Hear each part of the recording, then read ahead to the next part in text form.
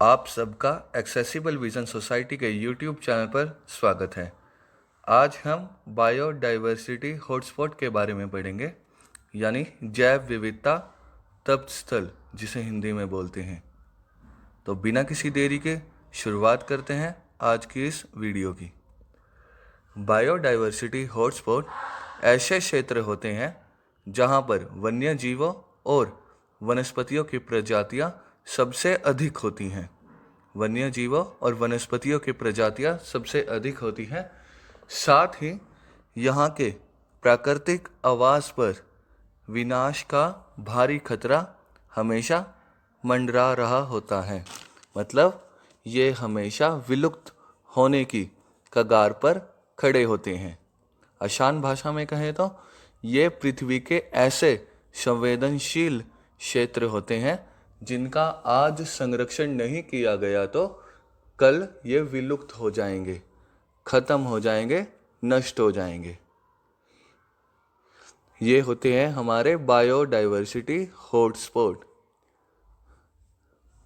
Biodiversity hotspot की अवधारणा 1988 में नॉर्मन मायरिस बायोडाइवर्सिटी हॉटस्पॉट पहली बार 1988 में नॉर्मन मायर्स नाम के एक पारिस्थितिकविद, जिसे इंग्लिश में इकोलॉजिस्ट बोलते हैं, उन्होंने रखी थी।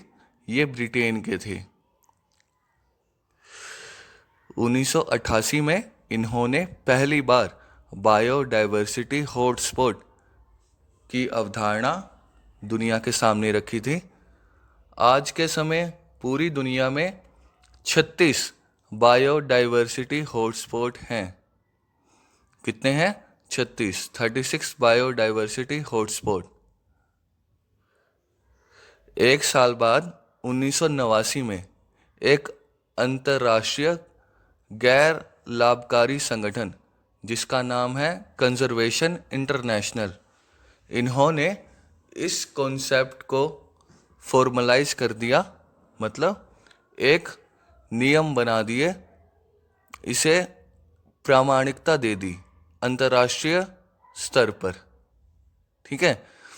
इन्होंने बायोडाइवर्सिटी हॉटस्पॉट हम किन क्षेत्रों को कहेंगे या कह सकते हैं, इसके लिए 2 मानक तैयार किए। मुख्य रूप से वे 2 मानक थे। एक तो कि प्रजातियां ऐसी होनी चाहिए जो किसी क्षेत्र की मूल निवासी हो और दुनिया में और कहीं नहीं मिलती हो। इन्होंने शर्त रखी थी कि एक क्षेत्र में यदि 1500 से अधिक प्रकार के पौधे हैं तो उसे हम बायोडाइवर्सिटी हॉटस्पॉट कह सकते हैं या कहेंगे। दूसरी शर्त या दूसरा मानक था इनका, 70% से अधिक वहाँ का जो मूल आवास है, जो प्राकृतिक आवास है, वो नष्ट हो गया हो और केवल 30% जो मूल आवास है वो बचा हो और उस पर भी खत्म होने का खतरा मंडरा रहा हो। तो इन 2 मानकों के बाद हमारे पास आज 36 ऐसे क्षेत्र हैं जिन्हें हम बायोडाइवर्सिटी हॉटस्पॉट कह सकते हैं। भारत में टोटल 4 ऐसे क्षेत्र हैं, 4 बायोडाइवर्सिटी हॉटस्पॉट हैं, जिनके नाम हैं Himalayan biodiversity hotspot, western Ghat यानी पश्चिमी घाट biodiversity hotspot, Sundaland biodiversity hotspot और भारत बर्मा यानी इंडो बर्मा बायोडाइवर्सिटी हॉटस्पॉट। इनके बारे में जानने से पहले 2 और स्पोर्ट्स के बारे में जानते हैं, 2 और क्षेत्रों के बारे में जो बायोडाइवर्सिटी हॉटस्पॉट के जैसे ही हैं। इनके नाम अलग हैं। एक है कोल्ड स्पॉट और एक है होप स्पॉट। ठीक है। कोल्ड स्पॉट होते हैं वे क्षेत्र जहां पर कम प्रजातियां होती हैं वनस्पति और वन्य जीवों की, पर वे भी दुर्लभ होती हैं और उन पर भी विनाश का खतरा मंडरा रहा होता है। उनका भी संरक्षण करना ज़रूरी होता है। तो ऐसे क्षेत्रों को हम बोलते हैं कोल्ड स्पॉट। क्या बोलते हैं ऐसे क्षेत्रों को? Cold spot. दूसरा था हमारा हॉट स्पॉट। ये कोल्ड स्पॉट का ही रूप है, ठीक है। यहाँ पर क्या होता है कि यहाँ पर जो प्रजाति होती है वो विलुप्त होने की कगार पर आ गई होती है, ठीक है। कुछ मानवीय गतिविधियों के कारण प्रदूषण हो गया, जैसे जैसे हमारा तापमान बढ़ रहा है वैश्विक, तो उसकी वजह से जहाँ पर जो मुख्य वन्य जीव और वनस्पति है वो नष्ट होने की कगार पर आ गई हो या आ गई थी, पर स्थानीय समुदाय और सरकार ने कदम उठाकर उनका संरक्षण किया, उनको वो वातावरण दिया जिसमें वे फले फूले, और अब उनकी संख्या वापस बढ़ गई है। वापस अपने जो पुराने नंबर थे, पुरानी संख्या थी उनकी, वो उन्होंने पा ली है। तो ऐसे क्षेत्र को हम बोलते हैं हॉट स्पॉट। तो ये 2 स्पॉट हमने जान लिए। अब हम बात करते हैं भारत के चारों बायोडाइवर्सिटी हॉटस्पॉट की, जिसमें हम पहले बात करेंगे हिमालयन बायोडाइवर्सिटी हॉटस्पॉट, हिमालय जैव विविधता हॉटस्पॉट की। यह दुनिया का सबसे ऊंचा जैव विविधता वाला क्षेत्र है। यह क्षेत्र पश्चिम में पाकिस्तान से शुरू होता है और पूर्व में म्यांमार तक जाता है। इसकी लंबाई लगभग 3000 किलोमीटर है। भारत में ये जम्मू कश्मीर, लद्दाख, हिमाचल प्रदेश, उत्तराखंड, सिक्किम और अरुणाचल प्रदेश में फैला हुआ है। यहाँ से हमारी 3 प्रमुख नदियाँ निकलती हैं, गंगा, ब्रह्मपुत्र और सिंधु, जो उत्तर भारत के जल स्रोत का एक मुख्य केंद्र है, जो उत्तर भारत को जल पहुंचाती है। वनस्पतियों में देखो तो यहाँ पर आपको उष्णकटिबंधीय से लेकर अल्पाइन तक के वनस्पति मिलेंगी। यहाँ पर ऊंचाई के साथ साथ वनस्पतियाँ भी बदल जाती हैं। हिमालय की तलहटी में आपको यहाँ पर सदाबहार वन मिलेंगे, शाल और शीशम के। मध्यम ऊंचाई पर यहाँ पर आपको शीतोष्ण वन, जिसे इंग्लिश में टेम्परेट फॉरेस्ट बोलते हैं, वो वन मिलेंगे, जिसमें देवदार, ओक और पाइन जैसे दुर्लभ पेड़ों के वन मिलेंगे आपको यहाँ पर।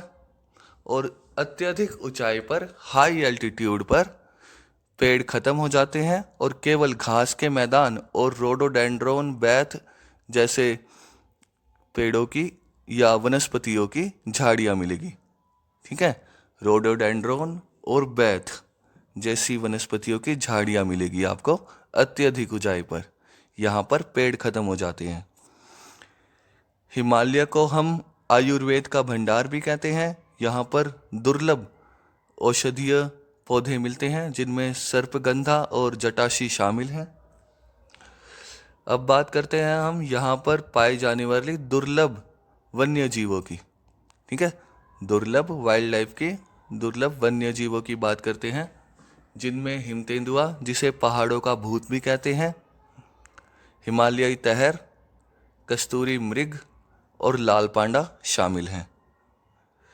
पक्षियों में यहाँ पर आपको ब्लैक नेक्ड क्रेन और हिमालयी मोनाल मिलेगा। ये हो गया हमारा हिमालयी बायोडाइवर्सिटी हॉटस्पॉट। और इससे हॉटस्पॉट को खतरा प्रदूषण और बढ़ते तापमान से है, ठीक है। प्रदूषण यानी पोल्यूशन, प्रदूषण यानी पोल्यूशन, और उच्च तापमान यानी ग्लोबल वार्मिंग से हिमालयी जैव विविधता तप स्थल को खतरा है, हॉटस्पॉट को खतरा है। अब बात करते हैं भारत के दूसरे बायोडाइवर्सिटी हॉटस्पॉट की, जिसका नाम है वेस्टर्न घाट, पश्चिमी घाट। इस हॉटस्पॉट में पश्चिमी घाट के साथ साथ श्रीलंका का दक्षिण पश्चिम हिस्सा भी आता है, पर हम केवल भारत के पश्चिमी घाट की बात करेंगे। यह गुजरात महाराष्ट्र में ताप्ती नदी से शुरू होता है। गुजरात महाराष्ट्र की सीमा में ताप्ती नदी से शुरू होता है और कन्याकुमारी तक जाता है। यह पश्चिमी तट के साथ साथ चलता है, मतलब महाराष्ट्र, गोवा, केरल और तमिलनाडु राज्यों में फैला हुआ है। इसकी लंबाई लगभग 1600 किलोमीटर है। इसे यूनेस्को ने 2012 में विश्व धरोहर स्थल के रूप में घोषित किया था। यानी जो हमारा पश्चिमी घाट है, वेस्टर्न घाट है, वह एक यूनेस्को की वर्ल्ड हेरिटेज साइट है। वनस्पतियों में आपको यहाँ पर सदाबहार वन मिलेंगे और शोला वन मिलेंगे। शोला वन हमारे घास के मैदान और बौने जंगलों का मिश्रण होता है। सदाबहार वन आप जानते ही हैं, जहाँ पर साल के 12 महीने हरियाली रहती हैं, जो पेड़ हमेशा हरे रहते हैं। ठीक है, तो वो हमें वन मिलेंगे यहाँ पर। और वन्य जीवों की बात करें तो दुर्लभ वन्य जीव जैसे नीलगिरी लंगूर, नीलगिरी तहर, लायन टेल मकाक जैसे आपको दुर्लभ वन्य जीव आपको पश्चिम घाट पर मिलेंगे। और एम्फीबियंस, जिन्हें हिंदी में उभयचर, मतलब जो जमीन और पानी दोनों में वास करते हैं। ठीक है, ऐसे जीवों की लगभग 65% प्रजातियां या आबादी आपको यहाँ पर मिलेगी। दुनिया के, यानी अगर दुनिया में 100 उभयचर पाए जाते हैं तो उनकी 65% आबादी आपको पश्चिमी घाट पर देखने को मिलेगी। पश्चिमी घाट से दक्षिण भारत की 3 प्रमुख नदियां भी निकलती हैं, जिनका नाम है नर्मदा, कृष्णा और कावेरी। पश्चिमी घाट इन तीनों नदियों का उद्गम स्थल है। पश्चिमी घाट को सबसे अत्यधिक खतरा है कृषि के विस्तार और खनन से। खनन यानी माइनिंग। ठीक है, कृषि का विस्तार यानी एक्सपेंशन ऑफ एग्रीकल्चर, जिसमें हमारे चाय, कॉफ़ी और काली मिर्च जैसे जो प्रोडक्ट्स हैं, इनके कृषि के लिए जब जंगलों को काटा जाता है, और खनन के लिए भी जब पहाड़ों को तोड़ा जाता है, जंगलों को बर्बाद किया जाता है, इनसे खतरा है। अब बात करते हैं भारत के तीसरे बायोडाइवर्सिटी हॉटस्पॉट की, जिसका नाम है Bharat Burma biodiversity hotspot, Indo Burma biodiversity hotspot. यह दुनिया का सबसे बड़ा और अधिक जैविक विविधता वाला क्षेत्र है। यह Bharat, Myanmar, Thailand, Laos, Vietnam, Cambodia और दक्षिणी चीन तक फैला हुआ है। यह करीब 2,03,073 वर्ग किलोमीटर में फैला हुआ है। यहाँ पर आपको कई प्रकार की वनस्पतियाँ और वन्यजीव मिलेंगे। एशिया की 3 प्रमुख नदियाँ इरावदी, मैकोंग, ये नदियाँ यहाँ से आपको मिलेंगी, इसी क्षेत्र में बहती मिलेंगी, मतलब आपको ये नदियाँ। हमने बात करी थी एशिया की 3 प्रमुख नदियाँ, जिनका नाम है इरावदी, मैकोंग, साल्वीन। ये आपको एशिया की 3 प्रमुख नदियाँ इस क्षेत्र में मिलेंगी। वनस्पतियों में आपको यहाँ पर सदाबहार वर्षा वनों से लेकर उष्ण कटिबंधीय पर्णपाती वन मिलेंगे। यहाँ पर आपको 13,000 से अधिक पौधों की प्रजातियाँ मिलेंगी, जिनमें से 7,000 ऐसे पौधे हैं जो विश्व में कहीं और नहीं उगते, वो इसी क्षेत्र में पाए जाते हैं। भारत में यह क्षेत्र ब्रह्मपुत्र नदी के दक्षिण से शुरू होता है और त्रिपुरा तक जाता है।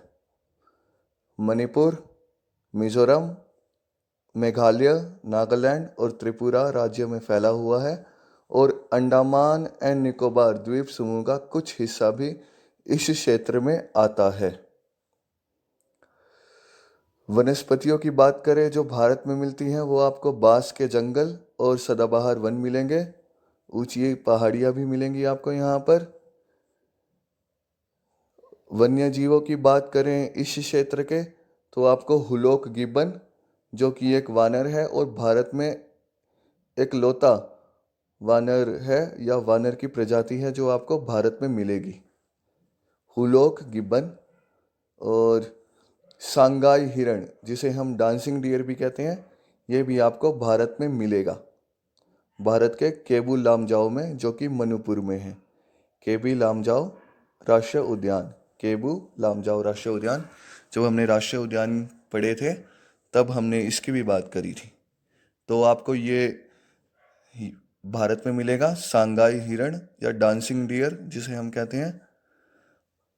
सेओला, ये एक हिरण का प्रकार है, मतलब प्रजाति है, जो आपको वियतनाम और लाओस की सीमा पर मिलेगा, पाए जाते हैं मतलब ये हिरण आपको।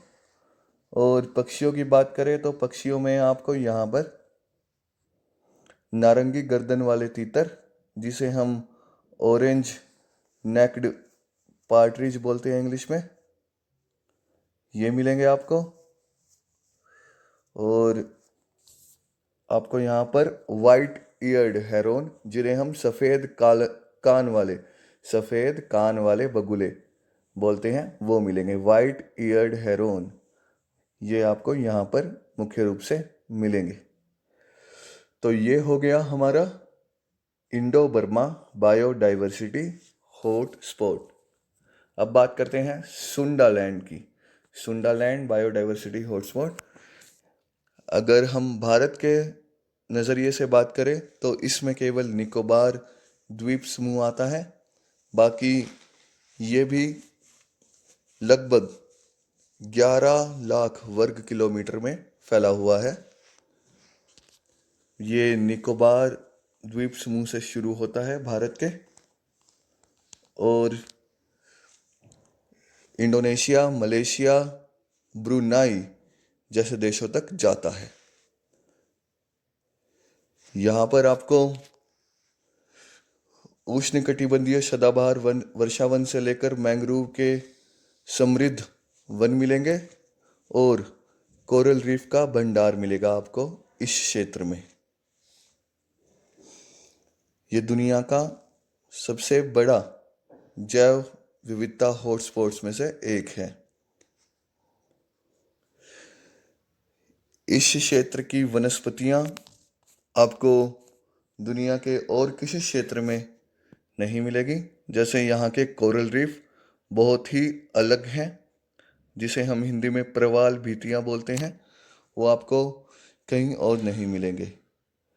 वन्य जीवों में बात करें तो निकोबारी मेगापोड, जो कि एक पक्षी है, विशाल केकड़े, जो आपको निकोबार आइलैंड में मिलेंगे, निकोबार द्वीप समूह में मिलेंगे, ठीक है, ये आपको कहीं और नहीं मिलते। ये वन्य जीव तो आपको निकोबार में मिलेंगे। और डुगोंग समुद्री गाय, ये भी आपको इस क्षेत्र में मिलेगी।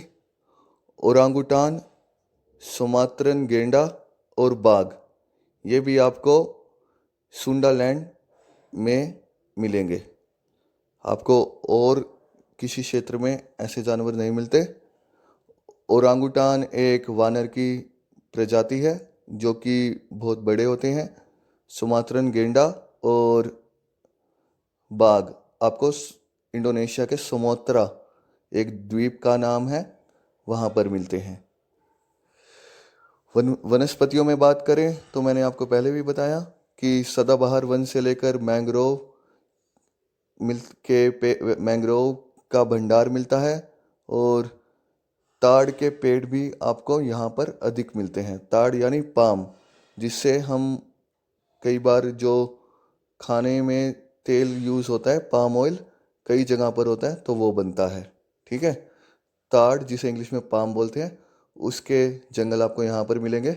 और दुनिया के सबसे बड़े फूल का घर भी है सुंडालैंड, जिसे हम रेफ्लेशिया बोलते हैं।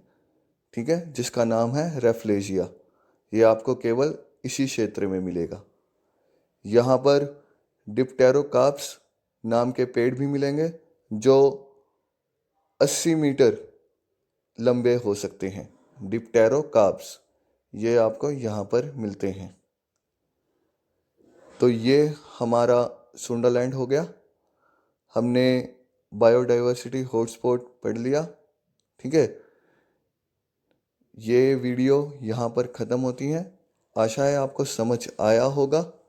इस वीडियो को ज़्यादा से ज़्यादा लाइक कीजिए, शेयर कीजिए और हमारे चैनल को सब्सक्राइब कीजिए।